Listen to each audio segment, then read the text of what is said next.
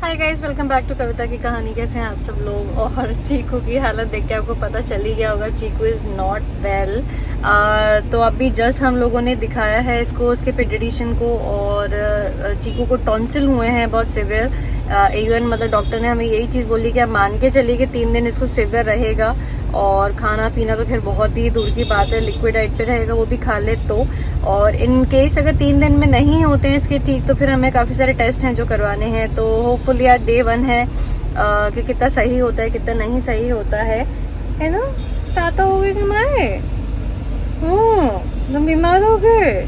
और अभी अब इसकी टी शर्ट देखिए, हमने कोशिश करी है इसको दवाई पिलाने की, बट भाई ने पूरी गिरा दी है। तुम दवाई नहीं खा रही, नहीं खा रही दवाई? क्या हो गया? पापा आ रहे हैं। तो ये अपडेट है आज की। बाकी क्या रहता है इसका हेल्थ अपडेट और कैसे हम लोग मतलब कितना ठीक कर पाएंगे टॉन्सिल को, कितना नहीं, वो मैं आप लोगों को पूरा अपडेट देती रहूंगी। तो होपफुली चीकू जल्दी ठीक हो जाए, तो देखते हैं। हाय कर दो, हाय। नो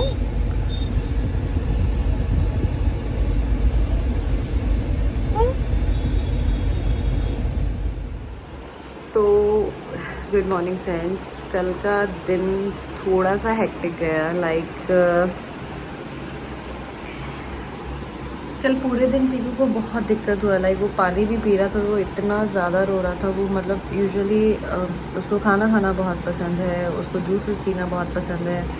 हम जितना कर सकते थे ना हमने किया, हम जितना जूसेस सारी चीज़ें हमने करी, खाना वाना, but he was getting so trouble while drinking water and eating. तो बहुत पेनफुल था। कल का दिन तो बहुत हेक्टिक है हम दोनों के लिए। बहुत मुश्किल से जाके रात में हमने उसको कुछ थोड़ा बहुत खिलाया है, उसने धीरे धीरे खाया। एंड जैसे चीकू के साथ में सबसे बड़ा प्रॉब्लम ये है कि वो ना दवाई नहीं खाता है। तो बच्चा दवाई नहीं खाएगा तो ठीक कैसे होगा, तो ये दिक्कत रहा उसके साथ में। तो फाइनली रात में हमने उसको जैसे जैसे करके दवाई खिला दी, कुछ खिला दिया। And the good part was कि वो पूरी रात सोया है, अब जाके वो उठा है। और हम लोग की तो कल पूरे दिन हालत टाइट हो गई थी, वो शक्ल से ही पता चल रहा होगा। तो ये था अपडेट। अब आज देखते हैं, आज है डे 2, उसके टॉन्सिल्स हो रखे हैं, उसको हुआ भी पहली बार ही है। तो हम लोगों को खुद नहीं पता कि मतलब क्या कैसे करनी है चीज़ें। कल थोड़ा बहुत कुछ समझ में आया। हमने इवन उसके लिए खिचड़ी दलिया, हम जितना कुछ बना सकते थे ना हमने सब बनाया है, but nothing was working out yesterday.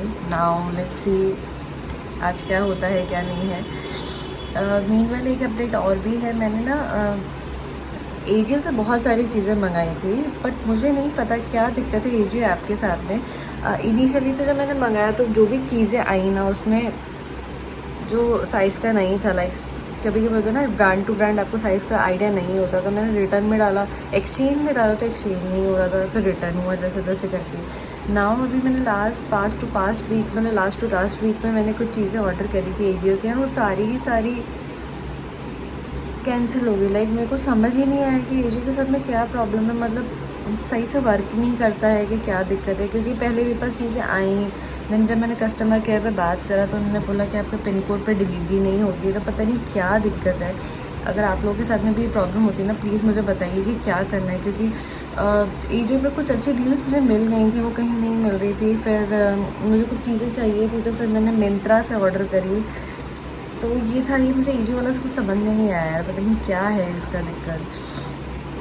बाकी आज चीकू का देखते हैं आज कैसा जाता है। होपफुली 2-3 चीज़ें सोची उसके लिए बनाते हैं, देखते हैं खाता है कि नहीं खाता है। तो लाइफ पूरा जो भी आज का अपडेट होगा मैं आप लोगों के साथ शेयर करूँगी। तो अभी तो भाई हम सबकी हालत टाइट है, चीकू की भी और हमारी। तो चीकू का हेल्थ अपडेट ये है कि बहुत बेटर है। आपको मेरी शक्ल से पता चल रहा होगा, बहुत बेटर है।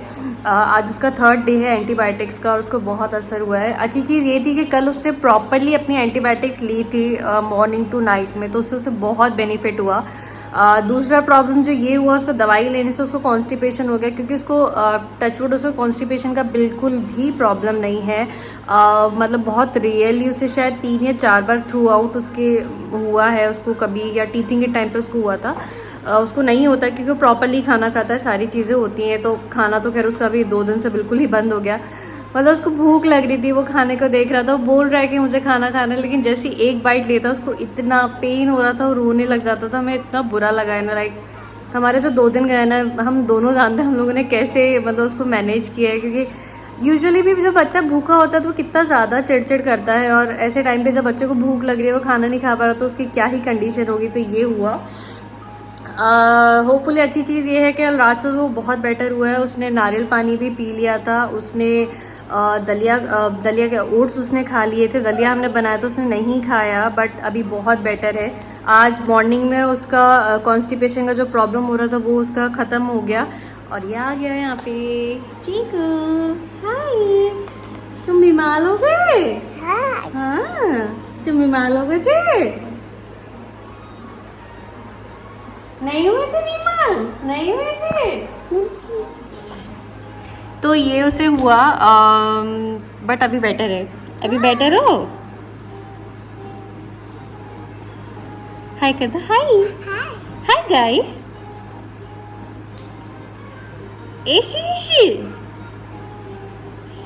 तो ये था। दूसरी मैं आप लोगों के साथ एक चीज शेयर करी थी। हाँ, आप ही को बात करनी है। अच्छा, जाओ आप यहाँ पे टॉयज के साथ खेलो, टॉयज निकाल लो, जाओ कार निकाल लो सारी, जाओ कार निकाल लो, ब्लू कार लेकर आओ, ब्लू कार, जाओ मम्मा को ब्लू कार लाके दो, जाओ। तो मुझे आप लोग से एक चीज़ ये शेयर करनी थी। अगर आपका कभी भी अजमेर जाना होता है, या आप अजमेर कहीं जा रहे हैं, अजमेर बीच में पड़ता है, तो आप अजमेर का एक अचार मैं आपको बताऊंगी, वो ज़रूर ट्राई करिए। बहुत फेमस अचार है, थोड़ा सा एक्सपेंसिव है डेफिनेटली, क्योंकि बहुत ज़्यादा पॉपुलर है और बहुत ज़्यादा अच्छा लगता है। तो अचार है, तो वो अचार है भीकी लाल का। ये कुछ इस तरीके से अचार है भीकी लाल का। अजमेर के लोगों को तो पता ही होगा कितना पॉपुलर है, कितना हाइप है। इस तरीके से इसका लोगो है। अगर आपका कभी अजमेर जाना होता है, या कोई आपका नोन है जो अजमेर में रहता है, आप ये वाले अचार ट्राई करिए। नंबर ऑफ अचार इस पे मिलते हैं, लाइक ऐसा क्या चीज़ नहीं है जिसका अचार नहीं है इसके पास में, पूरा फेमस। वाओ, अब मुझे वाइट कार ला के दो, वाइट कार।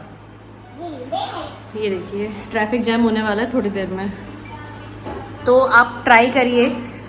इतना ऐसा आपको खा के लगेगा ना, एकदम किसी घर पे बनाया हुआ अचार है, इतना अच्छा टेस्ट होता है, बहुत अच्छा। लाइक पहले मुझे जब बोलते थे ना सब, ये अजमेर में मेरे इन-लॉज रहते हैं, कि आप बीकी मलका खा के देखिए, मुझे शर्मा जी बोलते थे खा के देखना, था मुझे ऐसा लगता है ऐसा भी क्या है यार। जब मैंने खाया ना, तो मुझे पता चला हाय, अब मुझे रेड फायर ट्रक ला के दो। बिजी रखने के बहुत तरीके होते हैं बच्चों को, तो आप खा के देखिए, बहुत अच्छा अचार है। लाइक हम लोग अभी लास्ट लेकर आए थे, और हम लोग का ना 1 महीने में पूरा खत्म हो जाता है। हम इतने सारे लेकर आते हैं, सब खत्म हो जाता है, इतना अच्छा लगता है पराठे के साथ। तो ये वाला है जो मेथी दाने का जो कैरी का अचार होता है वो है। एक हम लेकर आए हींग का अचार, वो ये वाला था। और एक हम लेकर आए खट्टा मीठा नींबू का अचार। ले आए तुम? अब तुम मुझे लाके दो ग्रीन कार, लेकर आओ, वहां से लेकर आओ। हाँ, ग्रीन कार लेकर आओ। नो नो नो, तो ये चलता रहेगा इसका साथ में। तो ये वाला है, तो मुझे छोटा सा आप लोगों के साथ शेयर करना था कि आप ज़रूर ये वाला अचार ट्राई करिए। अजमेर का बहुत फेमस अचार है, बहुत बढ़िया अचार है, किसी चीज़ की ज़रूरत ही नहीं पड़ती, पराठे के साथ खाते हैं तब। और 2-3 अपडेट और हैं जो मुझे आप लोगों के साथ शेयर करना है। जैसे मैंने रिसेंटली बहुत पहले एक मैंने वीडियो शेयर किया था ब्रॉन फेस एपिलेटर के ऊपर। उसमें मुझे बहुत सारे कमेंट आए कि ऐसा होता है कि ये चीज़ वो चीज़, बहुत सारे आए। तो मैं आज हर एक कमेंट, जो भी मुझे क्वेरीज आई थी, मैं उसका आंसर करूँगी इस वीडियो के अंदर। मैं आप लोगों, और मेरे से उसमें कुछ गलतियाँ भी हुई थी इस वीडियो में, वो भी मैं करेक्ट करूँगी। मुझे किसी ने करेक्ट किया तो मुझे अच्छा लगा कि हाँ मेरे से ये गलती हुई है, मुझे इस चीज़ को डेफिनेटली रेक्टिफाई करना चाहिए। तो मैं आज इस वीडियो में पूरा कवर करने वाली हूँ body epilator and face epilator दोनों के बारे में करने वाली हूँ। कि फेस एपिलेटर एक्चुअली में एपिलेटर है कि सिर्फ सिंपल रेजर है, वो सारी चीज़ें इस वीडियो में मैं कवर करूँगी। तो एक बार थोड़ा सा लेट हो गया है लंच के लिए, लंच करके फिर स्टार्ट। तो मैं बेसिकली आपको दिखाती हूँ एपिलेटर और फेस एपिलेटर में जो कि ब्रॉन का है उसमें क्या डिफरेंस है। तो जैसे मैंने प्रीवियस 2 वीडियो शेयर किए थे, एक में मैंने शेयर किया था face epilator, Braun face epilator के बारे में, और एक मैंने वीडियो शेयर किया था बॉडी एपिलेटर के बारे में, जो दोनों ब्राउन के थे। मीनवाइल जो मेरा फेस एपिलेटर वाला था उसमें मुझे बहुत लोगों के कमेंट आए कि ये क्या जड़ से रिमूव कर देता है और कितने दिन में वापस आती है ग्रोथ, और बहुत सारे क्वेरीज आई है मुझे इसके ऊपर। तो मैंने सोचा क्यों ना डेडिकेटेड वीडियो बनाया जाए इसके हर एक क्वेश्चन को लेके उसका आंसर दिया जाए। तो सबसे पहले तो मैं आपको बेसिक डिफरेंस बता देती हूँ। जो उस टाइम जब मैंने वीडियो बनाया था ना, तो उस टाइम मुझे बहुत ज़्यादा मैंने ध्यान नहीं दिया इस बात पे। फिर एक दिन मुझे उस वीडियो पे किसी का कमेंट आया, उन्होंने मुझे बोला this is not a epilator, this is a hair remover machine है ये, क्योंकि ये सिर्फ रिमूव करता है फेस पे से हेयर्स, ये रूट से नहीं निकालता। और इसके आपको कवर पे भी कहीं भी एपिलेटर लिखा हुआ नहीं दिखेगा। एंड जब मैंने दोबारा क्रॉस चेक किया, मैंने कहा ये तो बहुत सही था, मतलब मेरा ध्यान नहीं गया उस टाइम पे इस वीडियो को बनाते टाइम, या मैं आज तक मैं यही थी, मैं उसको फेस एपिलेटर ही बोलती थी। तो this is not a face epilator. First of all Braun का जो ये जो है ना ये वाला, this is not a face epilator, this is basically a hair remover, facial hair remover machine है ये।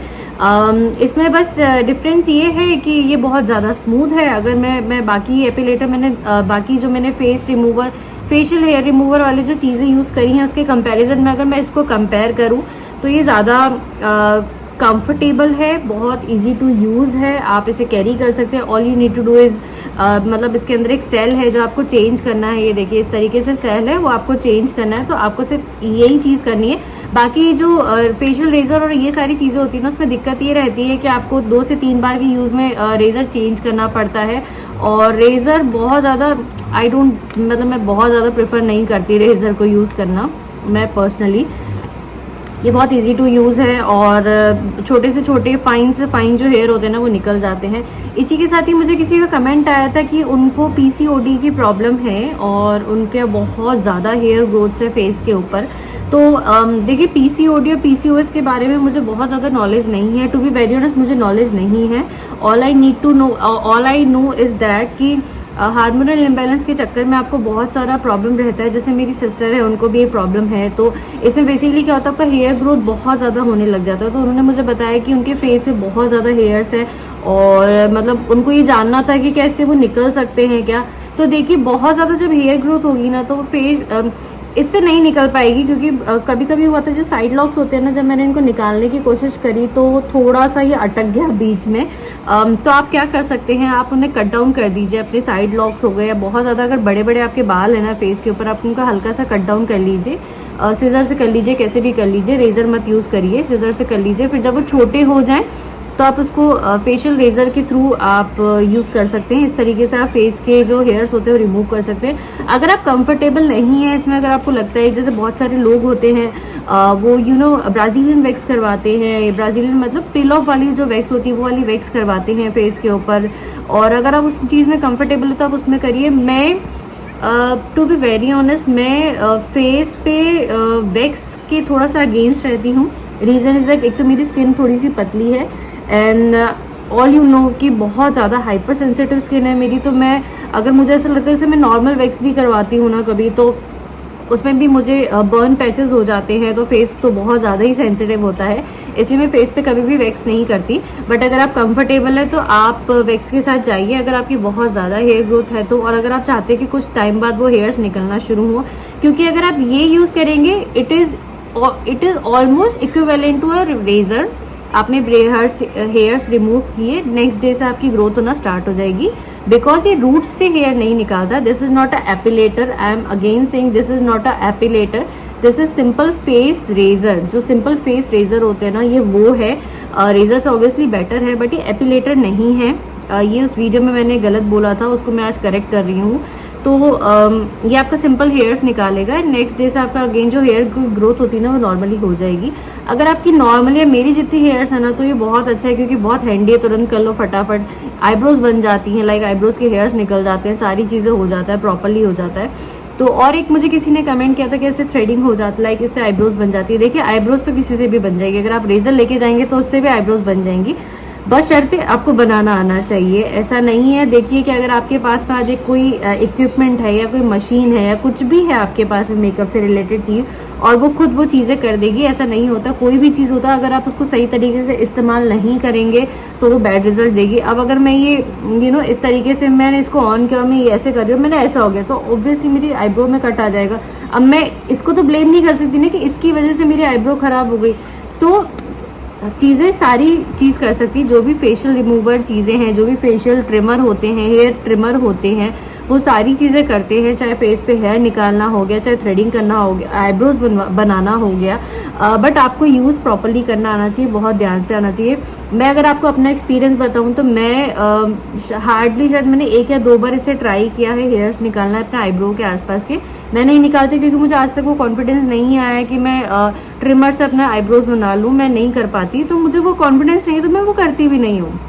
तो ये आपका कॉल है, अगर आपको लगता है कि ट्रिमर से या रेजर से आप अपने आईब्रोज को सेट कर सकते हैं, डेफिनेटली करिए। इवन प्लकर आते हैं, आईब्रोज प्लकर आते हैं, आईब्रो प्लकर मैं यूज़ करती हूँ क्योंकि अब मुझे वो प्रॉपरली यूज़ करना आ गया है, इसीलिए। तो ये तो हो गया फेशियल ट्रिमर के बारे में, फेशियल हेयर रिमूवर के बारे में। ये एपिलेटर नहीं है, मैं अगेन कह रही हूँ, आप इसको गलती मत करिए। उस वीडियो में मैंने कुछ गलत इन्फॉर्मेशन दी थी, जो मैं उसको सही कर रही हूँ। नेक्स्ट आते हैं हम ब्रॉन का बॉडी एपिलेटर के ऊपर, which is this. Hands down बहुत बहुत अच्छा एपिलेटर है। लाइक आप इसे कहीं पे भी लेके जाइए। एक तो ये बैटरी ऑपरेटेड नहीं है, फर्स्ट ऑफ ऑल ये चार्ज होता है प्रॉपरली। चार्ज होने के बाद में आराम से आधा से 1 घंटा चल जाता है। थोड़ी सी ग्रोथ भी होगी ना, छोटी सी छोटी ग्रोथ भी होगी, उसको रूट से निकालेगा। This is actually a epilator, ये ट्रिमर नहीं है, एपिलेटर। ये जो हेयर्स होते हैं उनको रूट से निकालता है, जड़ से निकालता है। तो जब अगर हेयर्स जड़ से निकलते हैं तो उन्हें वापस आने में टाइम लगता है, which is equivalent to waxing. जितना वैक्सीन के बाद में हेयर्स आने में टाइम लगता है, मेरे साथ ऐसा ही हुआ है कि जब भी मैंने ये यूज़ किया तो इतना ही टाइम लगा है। ऐसा नहीं है कि बहुत जल्दी हेयर्स आ गए हैं, बहुत थिक हेयर्स आए, ऐसा कुछ भी नहीं हुआ है। तो ये है, बहुत अच्छा है। मैंने इसके ऊपर एक डेडिकेटेड वीडियो बनाया, प्लीज़ जाके उसको देखिए। मतलब जब मैंने ख़रीदा था ना, मुझे बहुत टाइम तक ये चाहिए था, और जब मैंने ख़रीदा था मैं इसको इतना फ्रिक्वेंटली यूज़ करती थी ना, लाइक मैं इवन आज भी ऐसा है कि जैसे अभी हम लास्ट टाइम गोवा पे गए थे तो मैं इसको लेके गई, क्योंकि ऑब्वियसली आप वैक्सीन करा के जा रहे हैं, और अगर आप कोई 10 डेज़ लॉन्ग वेकेशन पे जा रहे हैं या बहुत मतलब आप कहीं और जा रहे हैं, तो आपको इतना हेयर्स जो होते हैं यूजुअली 3 से 4 दिन में अगेन आना स्टार्ट हो जाते हैं। तो अगर आप कट स्लीव्स की कोई ड्रेस पहन रहे हैं या जो भी चीज़ें पहन रहे हैं, अगर आप कंफर्टेबल नहीं है तो आप बार बार ऑब्वियसली किसी जगह पे जाके आप सैलून में नहीं जाएंगे। तो ये उसमें बहुत बेनिफिट रहता है, बहुत ईजी टू यूज़ रहता है। मेरी स्किन थोड़ी सी सेंसिटिव है, इसलिए मुझे थोड़ा ध्यान से इसको करती हूँ मैं इसको।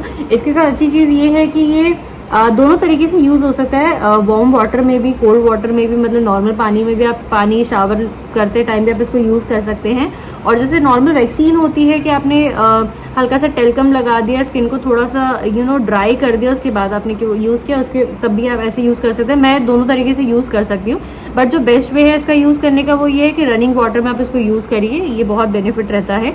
तो ये प्रॉपर एक एपिलेटर है। और चीकू के हेल्थ अपडेट ये है कि मॉर्निंग में चीकू ठीक था, नून में भी ठीक था, बट शाम से मुझे ऐसा लग रहा है कि अगेन उसको मतलब वो लो फील कर रहा है, उसको बहुत ज़्यादा एनर्जाइज नहीं है, वो थोड़ा सा फीवरिश लगा मुझे। इवन आज भी उसने प्रॉपरली अपना मेडिसिन सारा लिया, उसका 3 दिन का मेडिसिन था वो सारा, आज हो गया प्रॉपर। कल मॉर्निंग में हम देखते हैं इसको कि इसका क्या रहता है। और उसके बाद में आई एम प्लानिंग कि मैं कल से स्कूल भेजूँ थोड़ा सा, क्योंकि वो घर में रहते रहते थोड़ा क्रैंकी भी हो गया है, और थोड़ा स्कूल जाएगा तो अपने फ्रेंड से मिलेगा, थोड़ा उसका चेंज होगा एनवायरनमेंट, तो उसको अच्छा लगेगा। और उसके बाद हम इसको हॉस्पिटल लेके जाएंगे कि तो बाकी की अपडेट आपको मैं कल दूंगी हॉस्पिटल जाने के बाद कि क्या रहा क्या नहीं। तो ये था आज इस वीडियो के अंदर।